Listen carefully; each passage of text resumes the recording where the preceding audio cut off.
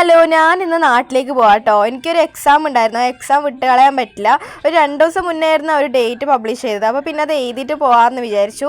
എൻ്റെ കഷ്ടാലത്തിന് എനിക്ക് reservation കിട്ടിയിട്ടുണ്ടായില്ല. General കമ്പാർട്ട്മെൻറ്റിലായിരുന്നു ഞാൻ കയറിയത്. ഉള്ള മുന്തിരിയും ചിപ്സൊക്കെ ഞാൻ ബാഗിൽ വാരിയിട്ടുണ്ടായിരുന്നു. ബ്രേക്ക്ഫാസ്റ്റിന് ഞാൻ മുന്തിരി കഴിച്ചു.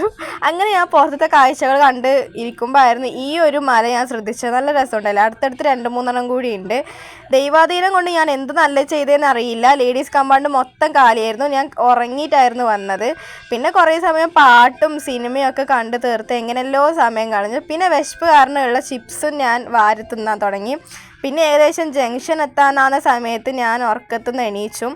കുറേ സമയം ലേഡീസിൽ ആകപ്പാടെ ഞാനൊരു കുട്ടിയും മാത്രമേ ഉണ്ടായുള്ളൂ. ആകപ്പാടെ ഞാൻ ജംഗ്ഷനിലെത്തി. ഞാൻ അവിടുന്ന് റാപ്പിഡോ ബുക്കാക്കിയിട്ടുണ്ടായിരുന്നു.